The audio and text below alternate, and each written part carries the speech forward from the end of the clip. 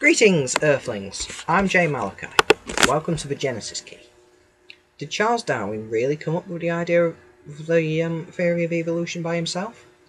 Is it really his own work, derived from his little trip to the Galapagos Islands, where little Tweety birds munched on their food with different beaks? As it turns out, evolutionary ideas are much older than that, dating back way before Jesus. Let's have a look at some interesting examples. Greek philosopher Alexander, 610 BC to 546 BC, taught that human beings originally resembled fish. I'm sure I've heard something like this before. Wouldn't you agree?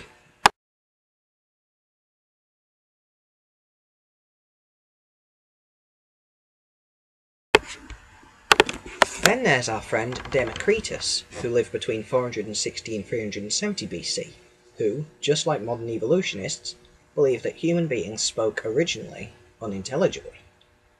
However, gradually they articulated words. Evidently Babel was as significant to him as it is to Steven Pinker and several others. It would also seem that Epicurus beat George Lemaitre to the punch with the origin of the universe theory, as he taught that there was no need for a god or gods, for the universe came about by chance, and a chance movement of the atoms. Sorry Lemaitre, but maybe if you'd have been born about 2,354 years earlier. Around about the time Paul was preaching the very same creation-founded gospel that he was given by Jesus, Pliny the Elder taught that we are subject to chance, that chance herself takes the place of God. She proves that God is uncertain. Quote, finally, while I trust Lactantius about as far as I can throw him, he claimed, concerning the age of the earth, that Plato and many of the other philosophers, since they were ignorant then of the origin of all things, and of that primal period at which the world was made, said that many thousands of ages had passed since this beautiful arrangement of the world was completed. But of course, merciful as God is, he's not exactly shy about humiliating the worldview of those who oppose him just a few steps further. As it turns out, the Greeks did not reach their evolutionary conclusions based on the otherwise well put together version of science. Oh no. They actually borrowed it from Babylonian, Egyptian and Hindu paganism.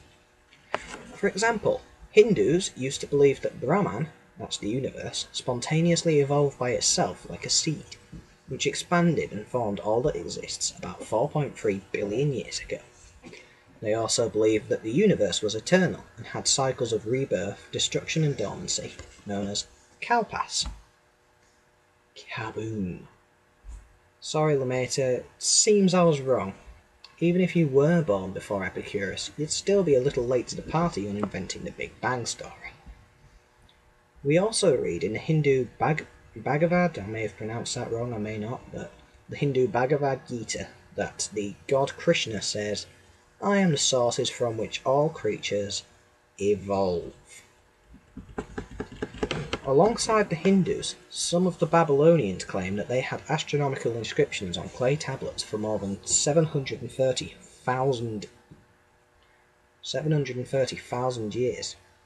Others, like Berosus, claim that inscriptions recorded 490,000 years. The Egyptians claim that they had understood astronomy for more than 100,000 years. The early church were constantly locked in furious battle, non-physical of course, with these pagans, even before the Bible was officially canonized.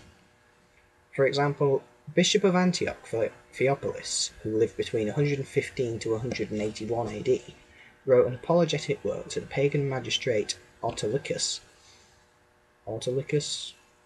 again may have pronounced that wrong but hopefully not, about the problem of the pagan long ages, which mentioned Plato's 200 million year period between the flood and his time, and Apollonius, the Egyptians' claim of at least 155,625 years since creation.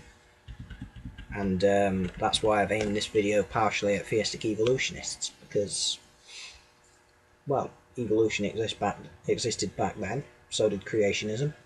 Creationists were arguing against evolutionists.